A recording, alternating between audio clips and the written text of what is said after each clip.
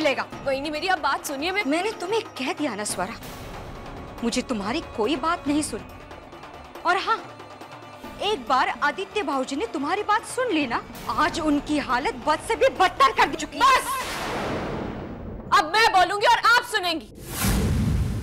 इस घर की बर्बादी की जिम्मेदार ना ही तो मैं कभी थी और ना ही कभी बन सकती हूँ। इस घर का भेदी कौन है, ये मेरे मुंह से ना ही बुलवाइए तो ही बेहतर होगा। रागिनी वहिनी, मैं चुप रहती हूँ, इसका मतलब यह है कि मुझे कुछ समझ में नहीं आता है। मुझे बोलने पर उतारू मत कीजिए, वरना आपके काफी सारे पत्ते खोल दूंगी मैं। स्वरा, तुम मुझे धमकी दे रही हो? नहीं, समझा रही हूँ आपको। आज तक आपने मेरे साथ जो कुछ भी गलत किया ना, मैंने चुपचाप बर्दाश्त कर लिया। लेकिन आपको पता है क्या, आज आप मेरे पति के जान के साथ खिलवाड़ करने की कोशिश कर रही हैं, जो मैं हरगिज़ नहीं बर्दाश्त करूंगी। इतिहास गवाह है इस बात की कि जब जब पति के जान पे बनाई है, एक हिंदुस्तानी नारी पूरे दुनिया से लड़ गई है। मैं ये भूल जाऊंगी कि आप आदित्य के छोटे भाई की पत्नी हैं।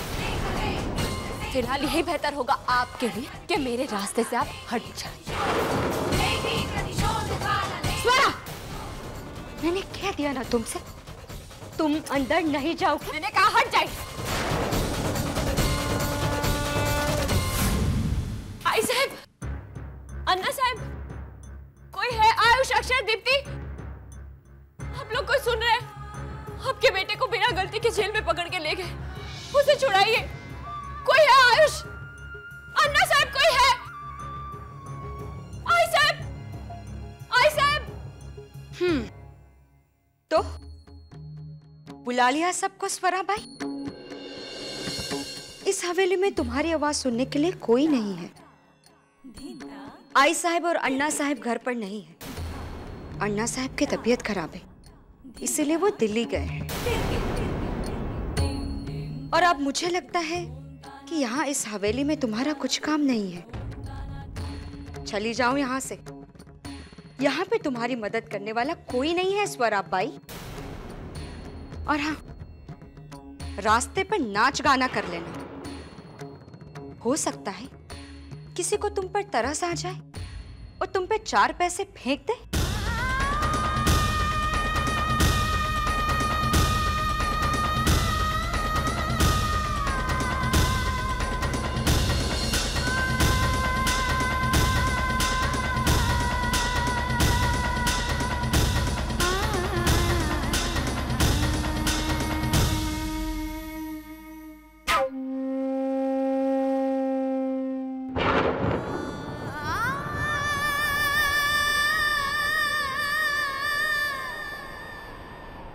इस हवेली में तुम्हारी आवाज सुनने के लिए कोई नहीं है। चली जाओ यहाँ से। यहाँ पे तुम्हारी मदद करने वाला कोई नहीं है स्वरा बाई।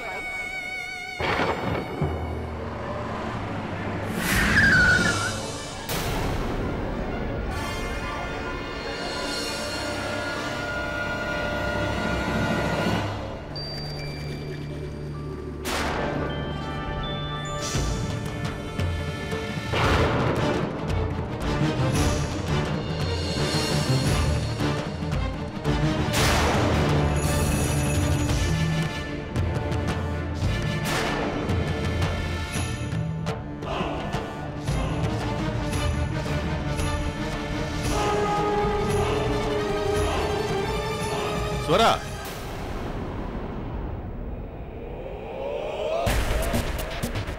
सुना है तुम्हें पैसों की बहुत जरूरत है। किसी ने मुझसे कहा कि एक दिन में जितने घंटे नहीं होते, उतनी मुसीबतें एक दिन में तुम्हारी जिंदगी में आती हैं। अब गलत चुनाव का यही अंजाम होता है। अगर तुमने आदित्य के बदले मुझे चुन लिया होता तो शायद तुम्हें यह दिन ना देखना पड़ता। सुना है तुम्हें और तुम्हारे पति को धक्के मारकर घर से निकाल दिया गया है। अब ना तुम्हारे पति के पास नौकरी है, ना बिजनेस के लिए पैसे। तुम्हारी तबीयत वैसे ही खराब है और तुम्हारे पति जेल में है। अब इतनी सारी मुश्किलों का सामना तुम कैसे करोगी स्वरा? तुम्हारी ये हालत देखकर मुझे एक कहावत याद आती है, धोबी का कुत्ता ना घर का ना घाट का। वैसे बड़ी ऊंची छलांग लगाई थी तुमने, मुर्गा भी अच्छा खासा फांसा था, लेकिन तुम्हारे सारे फांसे उल्टे पड़ गए और तुम वापस अपनी औकात पर आ गई। नाचने वाली स्वरा बाई नाचने वाली ही बनकर रह गई। रस्सी जल गई पर बल नहीं गया। हाँ, किस बात पर इतना अकड़ रही हो स्वरा? हाँ? इतना अकड़ोगी तो टूट जाओगी। मुझे ऐसे मत देखो स्वरा, माना कि सारा जमाना तुम्हारे लिए बदल गया, लेकिन मेरी चाहत तुम्हारे लिए बिल्कुल वैसी। मैं चाहूं तो चुटकियों में तुम्हारे पति को छुड़वा सकता हूं, लेकिन ऐसा करने के लिए मेरी एक शर्त है। हाँ, वही शर्त जिसके लिए इनकार करके तुमने मेरा अपमान किया था। आज मेरी वही ख्वाहिश पूरी करने के लिए मैं तुम्हें मुंह मांगी कीमत देने के लिए तैयार हूं। बस तुम्हें मेरे सामने, मेरे घर में मेरे लिए एक बैठ की चिल्लावनी करनी होगी।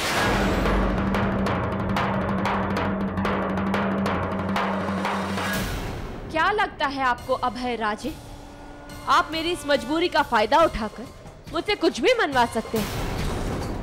तो मैं आपको ये बता दूं कि आपके सामने जो खड़ी है ना, ये कोई नाचने वाली स्वरा बाई नहीं, बल्कि आदित्य राजे देशमुख की पत्नी स्वरा राजे देशमुख, जो गिरकर उठना जानती है, टूटकर जुड़ना भी जानती है। मैं मर जाऊंगी, लेकिन अपने पैरों में दोबारा कभी घुंघरू नहीं बांधूंगी। और हाँ, रही बात आदित्य की, तो उसके लिए आपको कोई फिक्र करने की जरूरत नहीं है। अभी उसके घर वाले जिंदा हैं और मुझे उन पे पूरा भरोसा है। समझ गए आप?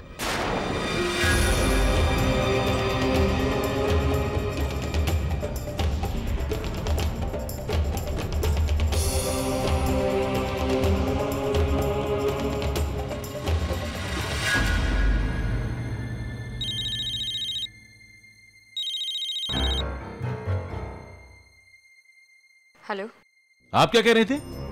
कि स्वरा बहुत प्रॉब्लम में है, नाक घिसटते हुए मेरे पास आ जाएगी, लेकिन वैसा तो कुछ हुआ ही नहीं।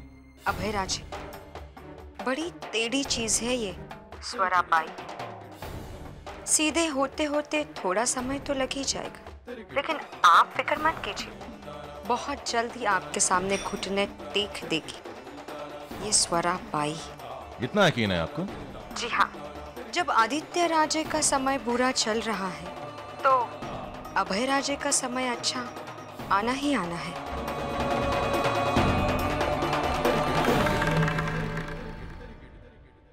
आप बस अपने गुस्से को काबू में रखिए, ठंडे दिमाग से काम लीजिए। रागिनी, आले, वाई साहब। रागिनी, हम दिल्ली के लिए निकल रहे हैं, तुम घर का ख्याल रखना। आई साहब, अपन आजीबात चिंता करो नहीं, आप देखिएगा अन्ना साहब के सारे रिपोर्ट्स बिल्कुल नॉर्मल होंगे। और हाँ, रही बात इस घर की, तो इस घर के और सारे घर वालों का मैं अच्छी तरीके से ख्याल रखूंगी। ठीक है। आई साहब, सुखी रहो। संभल कर।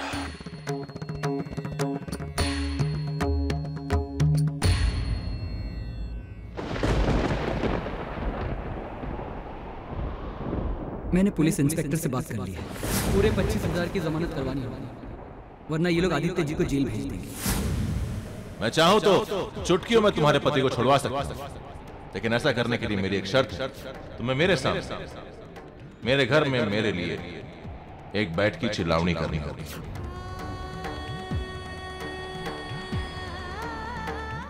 नहीं स्वरा, ये तो क्या सोच रही है?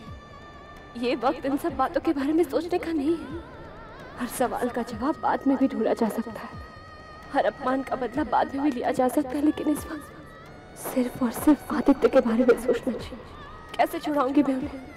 कहाँ जाऊंगी? किससे मदद मांगूंगी?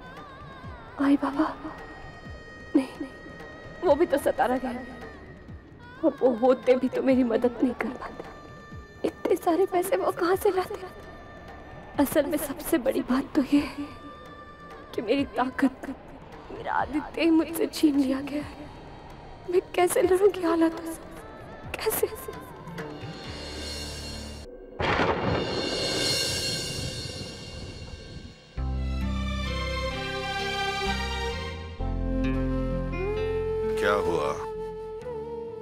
क्या सोच रही हैं आप? आज अगर आदित्य हमारे साथ होता तो आपको यहाँ से कहीं हिलने ही नहीं देता। याद है जब पहली बार आपका ब्लड प्रेशर बहुत बढ़ गया था, उसने पूरी डॉक्टरों की फौज मुंबई से लाकर खड़ी कर दी थी यहाँ कोल्हापुर में। आज अगर वो हमारे साथ होता। वो आज नहीं है हमारे साथ। सच्चाई यही है और इसे स्वीकार करने में ही समझदारी है।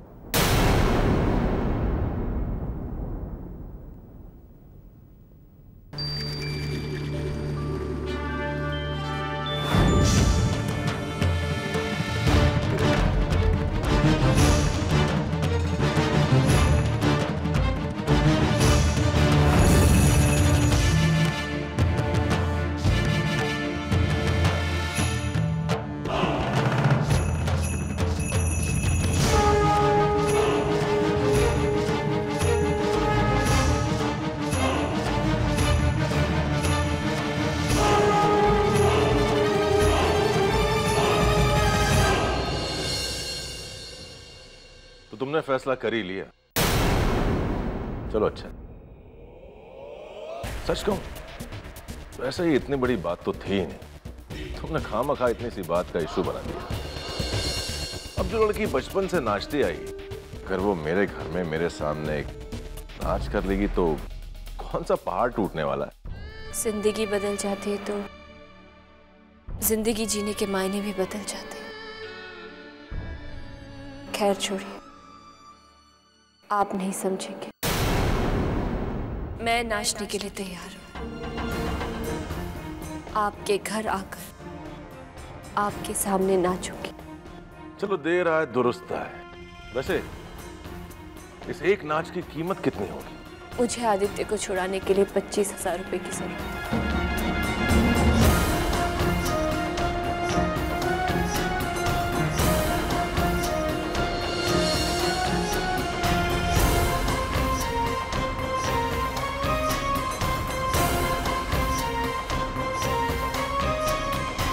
मेरी एक शर्त भी है। क्या? मैं तभी नाचूंगी जब आदित्य जेल से छूट जाएंगे। मुझे मंजूर है। अब जहां इतना इंतजार किया है तो थोड़ा और से। और अगर मैं वापस ना आई तो? मैं जानता हूं ऐसा नहीं होगा, क्योंकि तुम्हारा ईमान और मेरी जिद बिल्कुल एक जैसे है। जान जा सकती है लेकिन ये नहीं टूट सकती।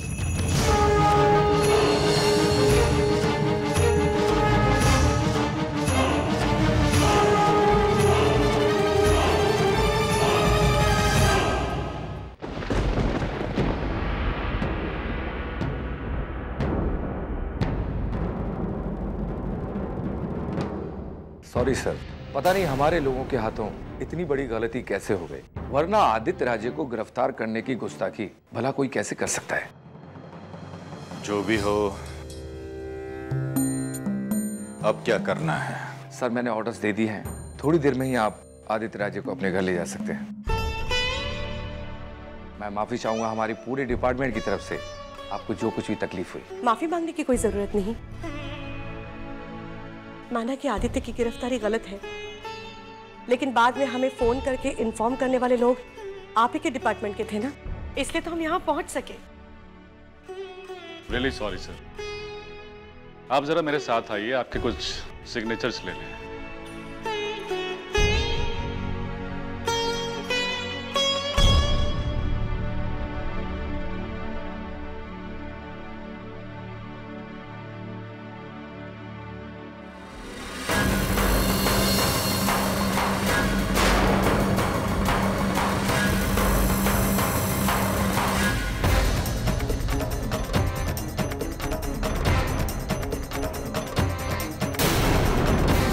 तुम क्या करने आई हो यहाँ?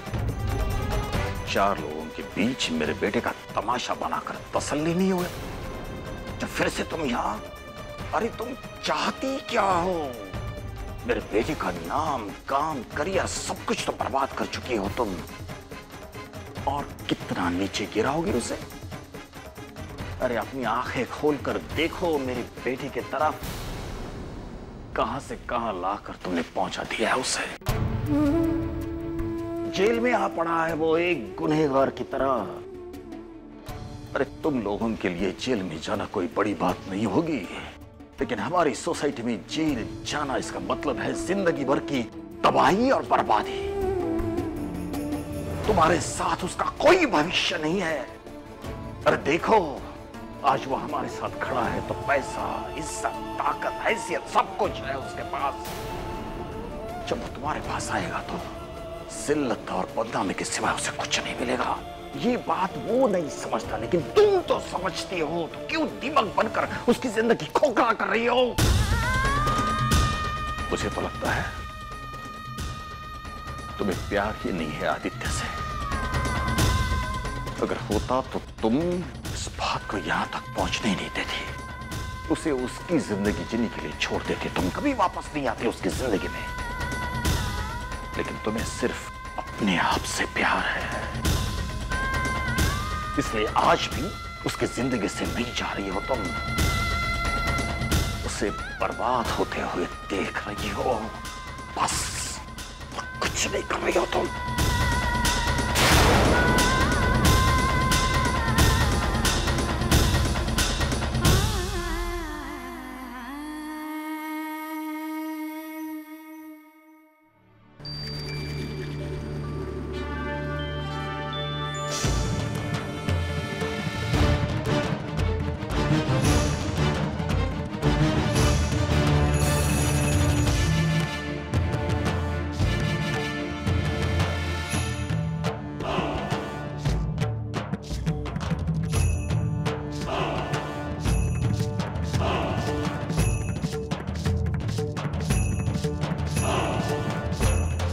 तुम आ गई। वहां कमरे में तुम्हारे साज श्रृंगार की सारी व्यवस्था की गई। तुम्हारी मदद के लिए 2 लड़कियां भी वहां मौजूद हैं। आज न श्रृंगार में कमी रहनी चाहिए और ना ही तुम्हारे नाच में।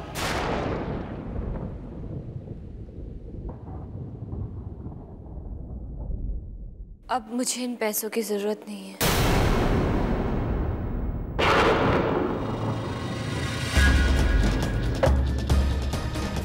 जरूरत नहीं है मतलब? ये तुम्हारा घर नहीं है। यहां हर चीज तुम्हारी मर्जी और तुम्हारी जरूरत के हिसाब से नहीं होगी। ये मेरा घर है और यहां मेरी मर्जी चलेगी। मैंने कहा ना, मुझे अब इन पैसों की कोई जरूरत नहीं, पर इसका मतलब ये भी नहीं है कि मैं आपके लिए नहीं नाचूंगी।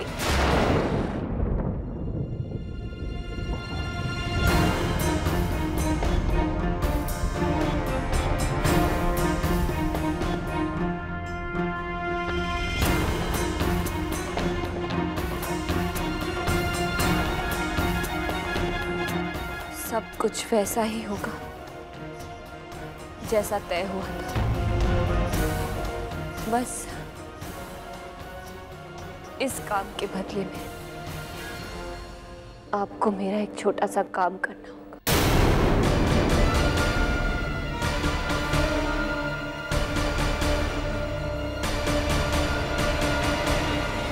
कैसा काम?